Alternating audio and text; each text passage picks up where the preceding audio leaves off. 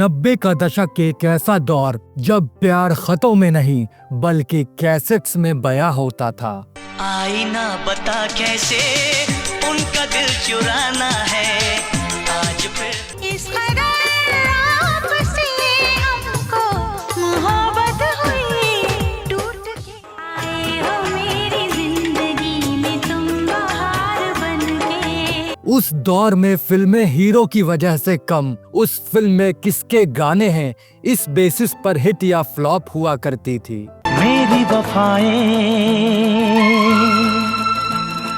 या और उस दौर के संगीत पर सिर्फ दो नामों का जादू छाया था, नदीम सैफी और श्रवण कुमार राठौर, जिन्हें दुनिया ने नदीम श्रवण के नाम से जाना। ये दोस्ती तेरे दम से है, ये दोस्ती।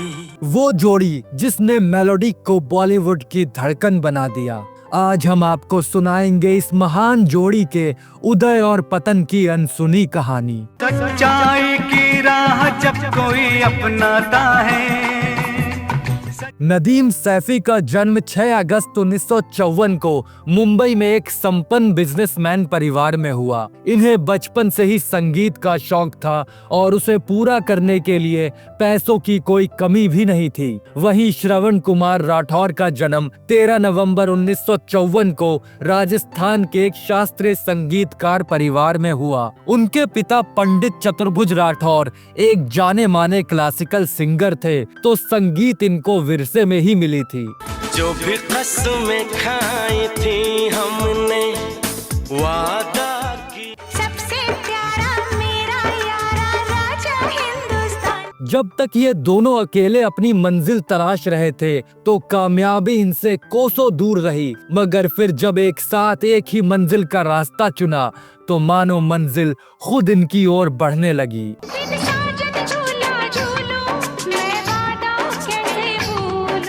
तुझे ना देखूं तो चैन मुझे आता नहीं।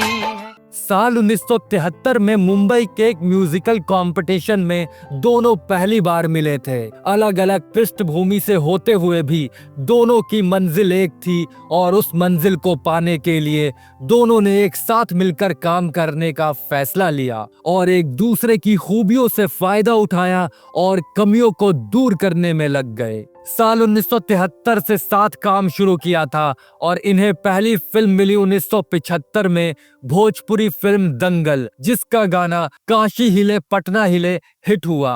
काशी हिले पटना हिले कलकत्ता हिले ला तोहरी लचक। कहते हैं जब किस्मत मेहरबान होती है तो रास्ते खुद बन जाते हैं। 1990 में नदीम श्रवण की मुलाकात उस शख्स से हुई जो उनके करियर का टर्निंग पॉइंट बना, और वो कोई और नहीं बल्कि टी सीरीज के मालिक गुलशन कुमार थे। इच्छा तुम्हारी बिन कुछ भी न होता है। नदीम श्रवण ने गुलशन कुमार के कहने पर महेश भट्ट की फिल्म आशिकी के लिए संगीत दिया। जाने जिगर जाने मन मुझको है तेरी कसम।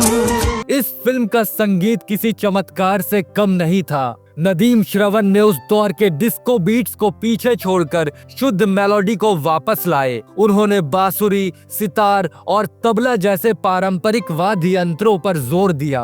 धीरे धीरे से मेरी जिंदगी में आना, नजर के सामने जिगर के पास, मैं दुनिया भुला दूंगा, इन गानों ने रिकॉर्ड तोड़ सफलता पाई। पहली मोहब्बत का एहसास है तू, मैं दुनिया भुला दूंगा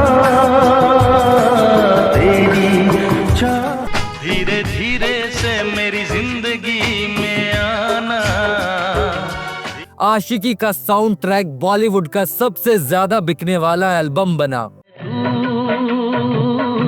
मेरी जिंदगी है तू। इसने मेलोडी और रोमांस का एक नया दौर शुरू किया और रातों रात नदीम श्रवण को फेमस कर दिया। 1991 में साजन और दिल है कि मानता नहीं फिल्म के गानों ने एक बार फिर कैसेट्स की दुनिया में खलबली मचा दी। उन्होंने कुमार सानू, उदित नारायण, अलका याग्निक और अनुराधा पौडवाल जैसे गायकों के साथ मिलकर एक ऐसी टीम बनाई जिसने हर गाने को हिट करने की जिम्मेदारी उठा ली थी।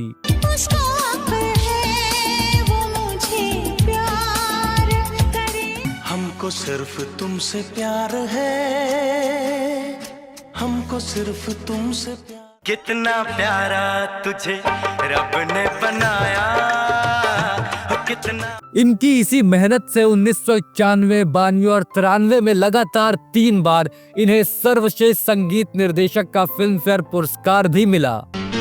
चेहरा गुलाबी, नजरें शराबी।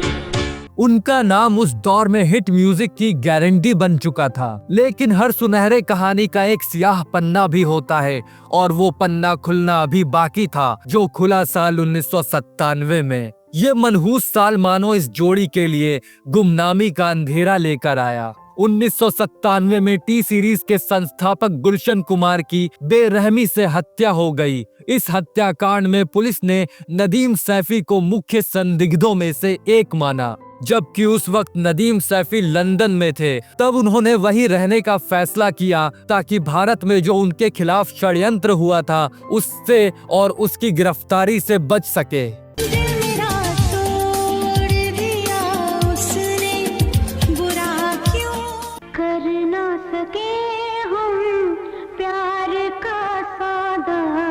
आरोपों ने इस जोड़ी को शारीरिक रूप से अलग कर दिया था और दुश्मन अपनी चाल में कामयाब होने लगे थे। श्रवण भारत में अकेले रह गए, जबकि नदीम लंदन में थे। कानूनी लड़ाई सालों तक चली। साल 2002 में सबूतों के अभाव में नदीम का नाम केस से हटा दिया गया, लेकिन भारत सरकार ने उनका अरेस्ट वारंट वापस नहीं लिया। कुछ फिल्मों में उन्होंने लंदन से काम किया। नदीम धुनें बनाकर श्रवण को भेजते थे और श्रवण उन्हें मुंबई में रिकॉर्ड करते थे।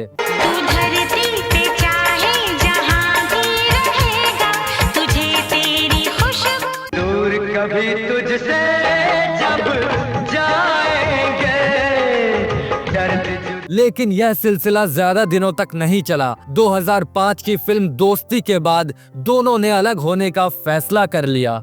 ये दोस्ती तेरे दम से है, ये दोस्ती। 22 अप्रैल 2021 को कोरोना के कारण श्रवण कुमार राठौर का निधन हो गया। नदीम सैफी अपने दोस्त को आखिरी बार देखने के लिए भी भारत नहीं आ सके। संगीत की वो धुन हमेशा के लिए थम गई, जिसने 90 के दशक को अपनी आवाज दी थी। जीता था जिसके लिए, जिसके लिए मौका मिलेगा तो हम बता देंगे। नदीम श्रवण की कहानी सिर्फ सफलता और त्रासदी की नहीं है। यह कहानी है मेहनत, दोस्ती और साजिश की, एक ऐसी विरासत की जो पीढ़ियों तक गूंजती रहेगी।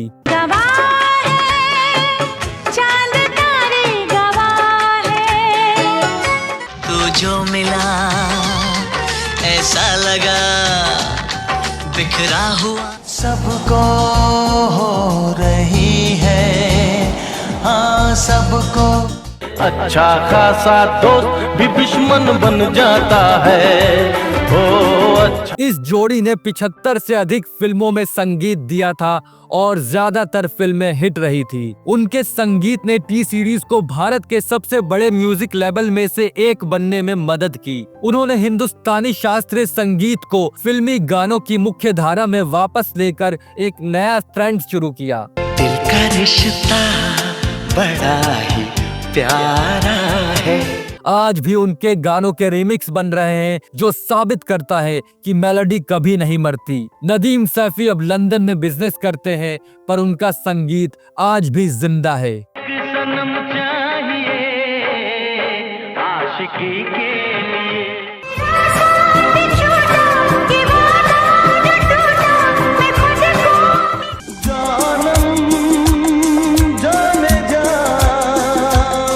नदीम श्रवण की जोड़ी एक मिसाल थी। उन्होंने हमें सिखाया कि सच्ची मेलोडी कालजयी होती है। आपका पसंदीदा नदीम श्रवण का गाना कौन सा है, हमें कमेंट करके जरूर बताएं।